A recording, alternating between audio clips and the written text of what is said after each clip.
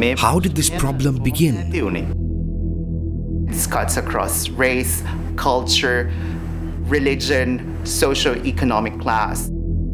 This is a common issue that affects the whole society. I think there is something deeper here. There are so many people who cannot express it. It's not seen as a problem because it has become established as normal.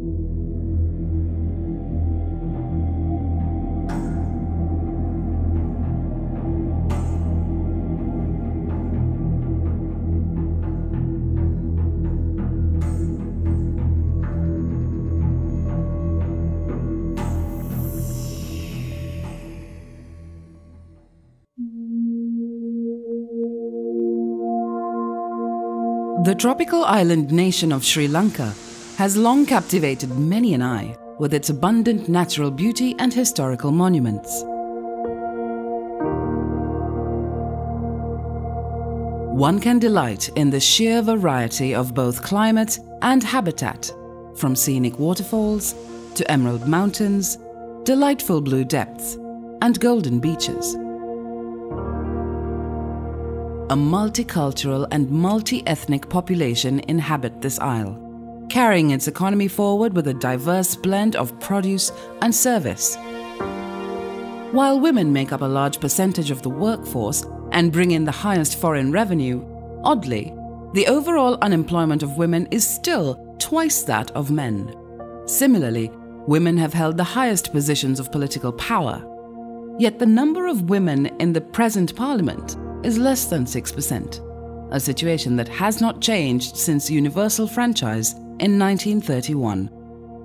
This rather disproportionate structure has also been aggravated by a 25-year-old ethnic struggle, including persistent armed conflicts and a devastating tsunami. Yet circumstances in the country have changed dramatically in recent years.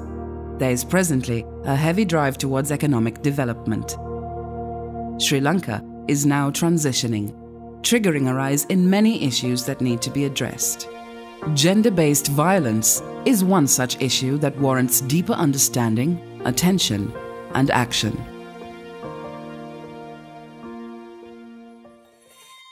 Sex, the biological and physiological characteristics that define males and females. There is a biological difference between males and females. But beyond this, why is there a socially constructed difference between these two? Gender is a social construction referring to behavior, roles, activities, and attributes a particular society considers appropriate for men and women. At home, we have one sister after 3 brothers. Earlier,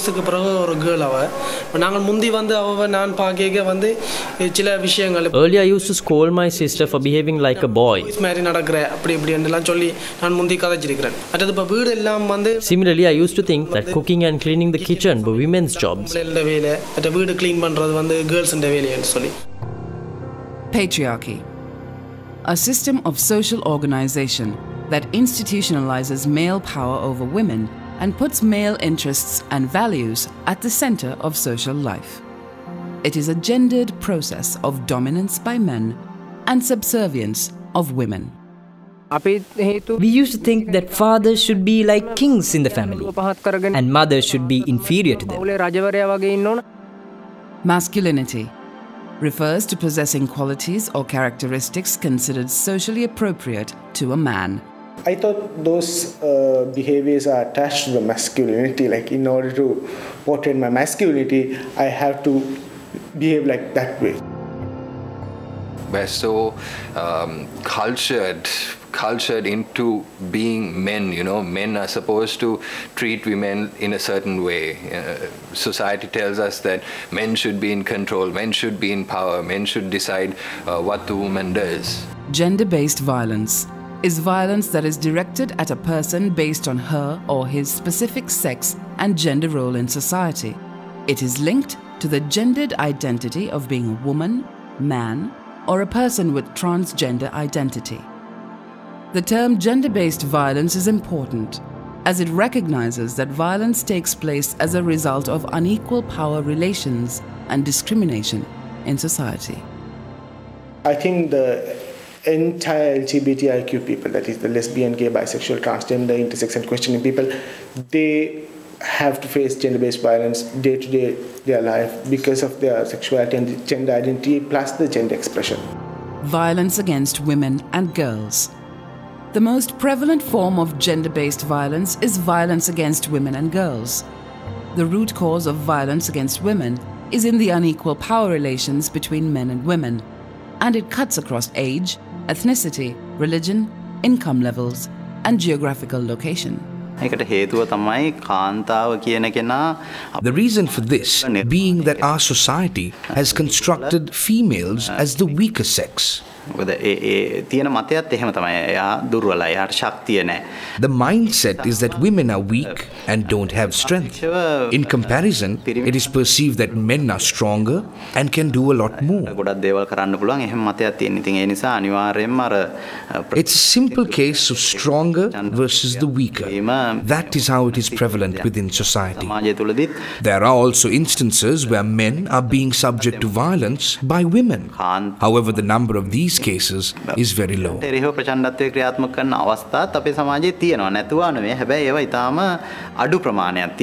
can take place anywhere, whether at home, in the family, or in the community, at the workplace, public places, and in various modes of transport, and especially in times of natural disaster and conflicts. There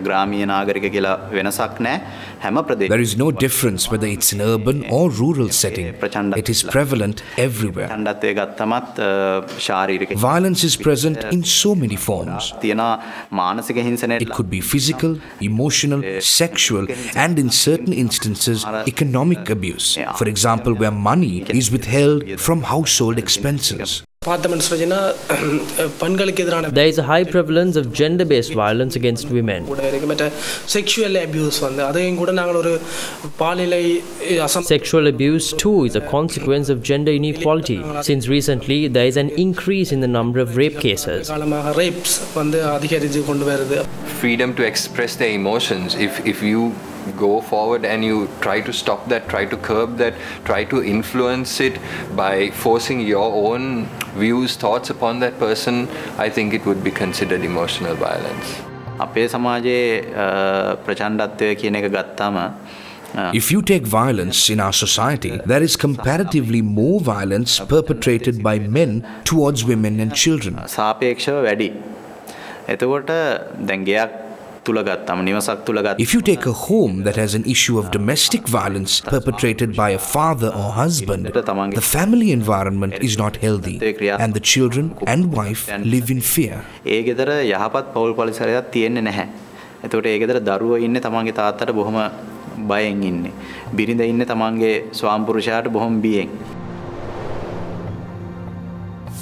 have that history in my life, like being a perpetrator. I think basically the way that I treated to my girlfriends and partners and all, especially when I was in the university, the way that I treated to my the fellow batchmates, I didn't care about them, and even when I was in the relationship with my girlfriends, I was a kind of a rude boy, and I always wanted my view to be happen and not their view, or not. I never consulted their views, and sometimes we had some physical. How do I say, the physical violence also? In the workplace, when women do work, we didn't like it, and we felt that women should not go to work. Even when women came forward to do certain activities, we felt that men must do those and not women. I am brought up in a different culture, so I expect the same way of living when I got married. So like I always expect my wife to do everything for me, like cooking to cleaning to, like I think that's her duty. And sometimes I have forced her to do these things, like sometimes she doesn't know to cook some food, but I say this is your job and you have to somehow do this, you have to get this thing done. Maybe I know this, but I'm not in a position to help her, thinking that this is not my area. most of the time women have to do things, not us. Interventions that treat men as perpetrators and women as victims have not taken us far. While it is true that most perpetrators of violence against women and girls are male and the victim survivors are female, it is not correct to say that all men and boys are opposed to gender equality and accept violence against women and girls as normal. Although practical programs to empower women through improved education for girls are one part of redressing these relations of power, there also needs to be systematic and systemic efforts to change the lives of men and boys if we are to redress power relations at their root. Men must also be involved in struggles for gender equality and eliminating violence against women and girls, and they must help define the nature of that participation. It is therefore important to work in partnership with men and boys to challenge gender discrimination, hegemonic forms of masculinities, and violence against women and girls. But how does this change happen? What can spark men to start challenging the gender roles they have been socialized into performing? And is it possible for some men who have had negative attitudes towards women and girls, even using violence to control them, to change and become activists for gender equality? Women Defining Peace, WDP, is a project that was working to strengthen the prevention, intervention, and advocacy on gendered violence experienced by women in Sri Lanka. It was designed to provide financial support, technical assistance, and capacity building to registered Sri Lankan organizations to implement initiatives. The underlying approach adopted by WDP was to increase recognition on the issue, develop key resources and tools, promote rights of women, and contribute towards positive changes in power relations between men and women.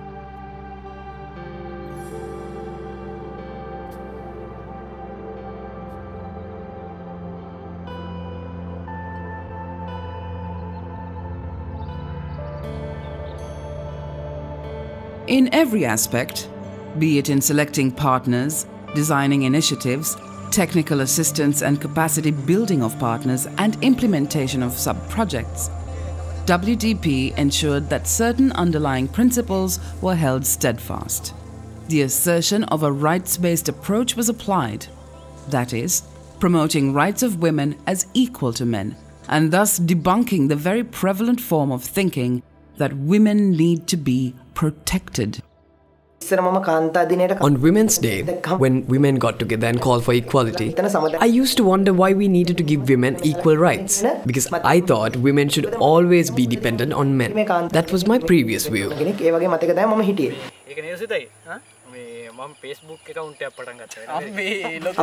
A boy cajoling a girl or harassing her on the road is gender-based violence. Sometimes, even though a girl may smile, deep in her mind she feels abused. I understood this in my trainings and when studying law further, that if we do something to hurt a woman or a girl, it is wrong. I made sure that I stopped committing gender-based violence of any form since then.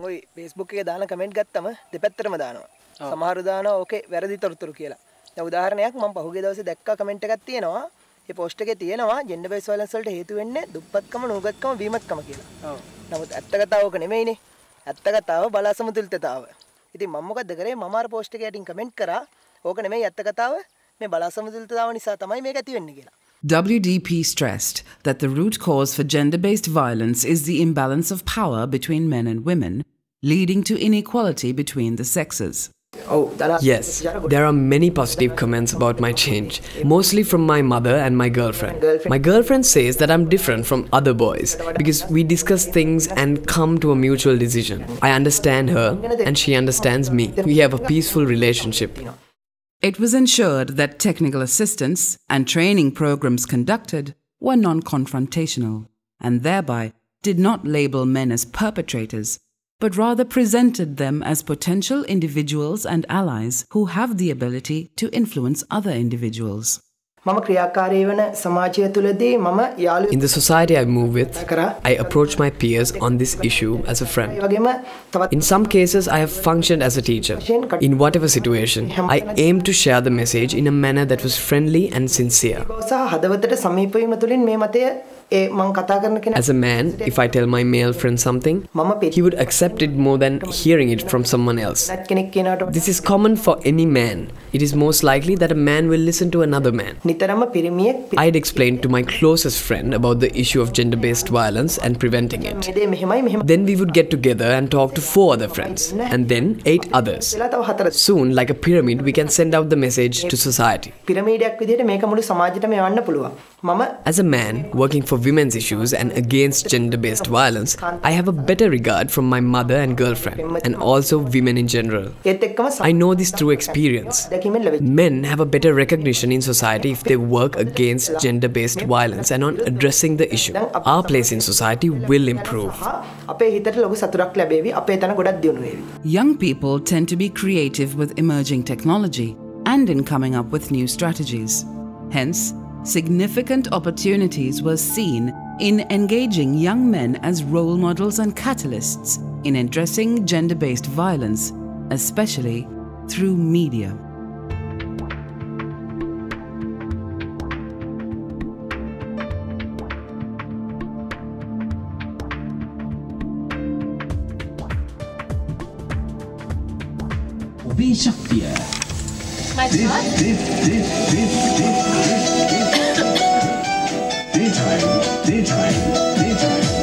Daytime nap.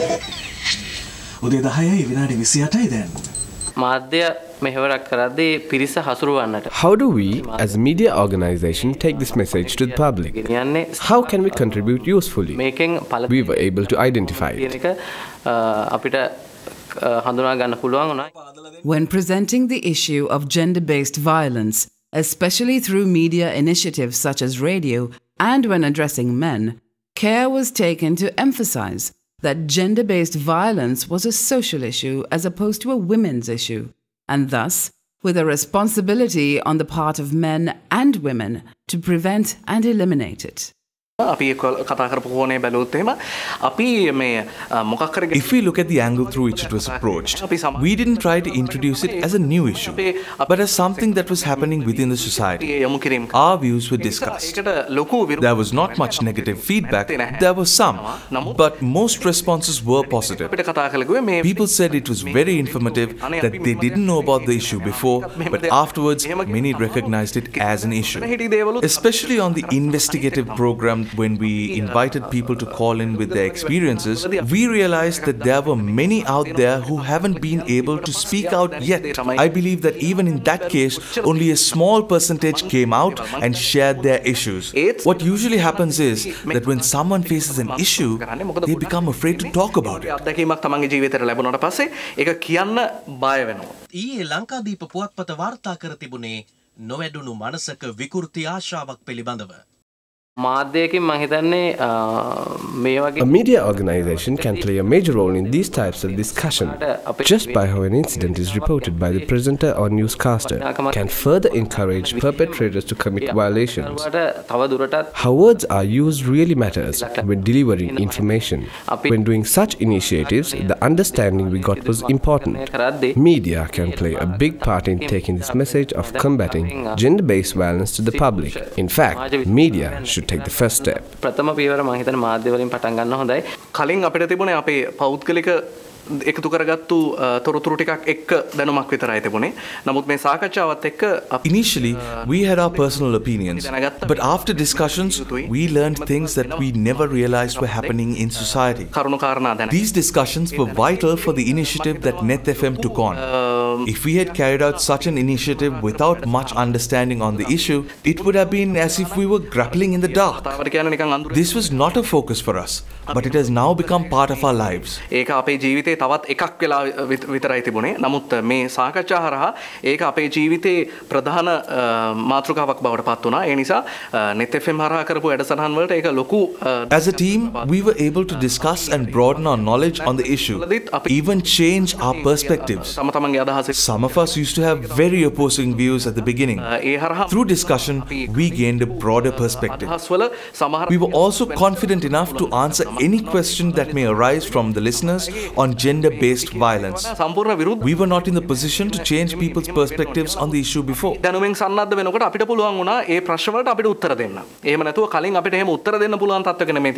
ඒ කියන්නේ අපේ යම්කිසි අදහසක් තිබුණාට ඒක තව කෙනෙක්ගේ අදහසක් වෙනස් කරන තරම් ප්‍රබල වෙලා තිබුණා නැහැ. නමුත් පසු කාලීනව අපි අදහස් වෙනස් කරන්න පුළුවන් තැනකට පවා අපේ අදහස් එහෙම නැත්නම් අපේ දැනුම වර්ධනය වෙලා තිබුණා. සහ ඒ කිව්ව විදිහටම ඒවා අපි අපේ රේඩියෝ එකේ වැඩසටහන් වලට විශේෂයෙන් මේ ස්ක්‍රිප්ට් රයිටින් එහෙම නැත්නම් The understanding was also very helpful in our production, especially script writing, because scripts need to be written strong and effectively. A script is different from just talking. You have only a limited time to say what is needed and to give a clear, strong message to not only the ears but also to the heart. We use the knowledge gained to develop the scripts further in educating the public on gender-based violence. WDP supported in developing materials, content, and messages for implementing partners and public dissemination following intensive research and discussion on these topics.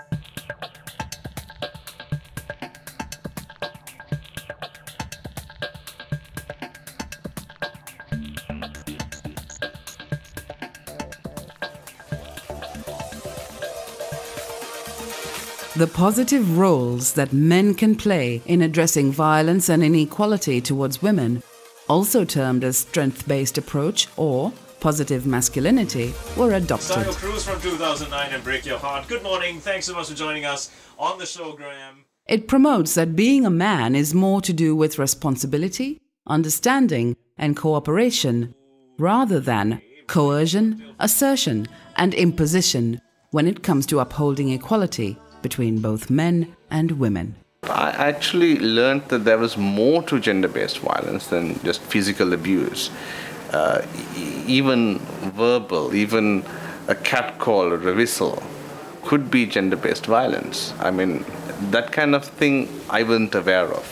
But I was glad that I found out that even that could be considered gender-based violence. It is time for the headlines. Headlines coming up at the top of the hour. Business Eurozone was built with no exit, says Hague. And from the sporting arena, it's tennis news. I've always tried to see humans as equals. I've always tried to command some respect to everybody I move around with, whether it's male or female, I don't see any difference. I guess this entire initiative came quite easy to me. It just felt like suddenly I had people around me, a stronger voice, a bigger voice to get the message out there that gender-based violence should be prevented. The radio campaign also encouraged action that can and should be taken as an individual to address gender-based violence, including discussions on interventions that bystanders and witnesses can take. It starts with oneself. If we want others to change, we should be role models of that change. I believe in the ripple effect. If I am a person who is against violence against women and you look up to me and, you realize that this is wrong, then maybe you could also live by example and say to your friends that this is wrong. So basically, in combating gender-based violence, I think you have to be the example. Set the example to other people.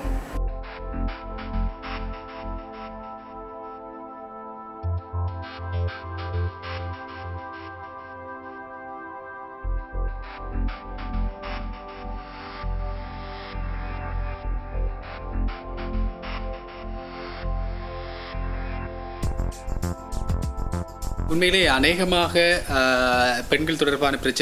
are of the perception that Muslim women do not have problems. But it is not so. Muslim women have similar problems as those faced by women of other communities. சுமாராக அதே போன்ற அத்தனை பிரச்சனைகளும் முஸ்லிம் சமூகத்திலும் Women do not have the opportunity to utilize their knowledge and skills for the development of society. ஆளுமையினை தம்முடைய அறிவுடைமையினை பயன்படுத்தி சமூக முன்னேற்றத்தை They do not have a suitable platform to express their problems, perceptions and experiences. வெளியிலே எடுத்து சொல்வதற்கான Likewise, we cannot see a mechanism in place for Muslim women to develop and demonstrate their leadership qualities. அதற்கான ஏற்பாடுகள் அதற்கான ஏற்புடைமை முஸ்லிம் சமூகத்திலே குறிப்பாக முஸ்லிம் பெண்கள் என்று வருகின்ற பொழுது அதிகமாக இருப்பதாக தெரியவில்லை. இல்லாட்டி இந்த டிராமாவை நீங்கள் ப்ளே பண்ணினதால எந்த பிரச்சனையும் வர இல்லையான்னு சொல்லி போட்டு மிக முக்கியமான இன்னும் ஒரு பிரச்சனையை சுட்டி காட்டலாம். Most importantly, there is a problem in the way in which Muslim leaders view Muslim women and their problems. These leaders could be political, religious, or even community leaders. In general, all of them look at women as secondary citizens. They do not have any interest and or commitment to give priority to the issues faced by women. இதுவரை ஒழுங்காக உணரப்படவில்லை.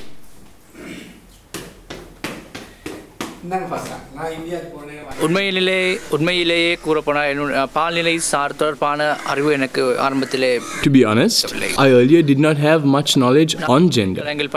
I studied about gender in politics in my university, which dealt with the participation of women in politics.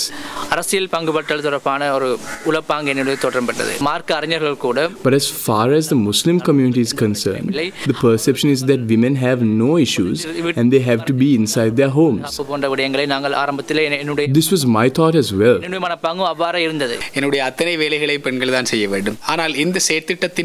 I too used to believe that women of my family should do all the work for me.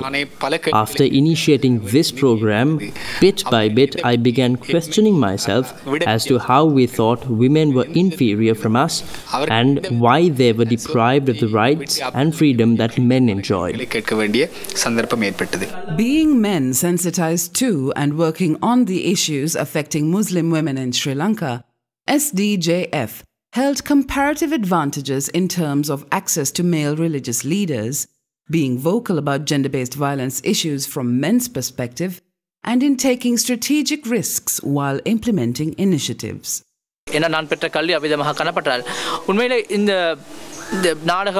I realized changes in my attitude when I began to talk to people in the field and when interviewing community women during production of radio dramas for the SDJF project. I initially thought that women should be in their homes and should not come out into the society.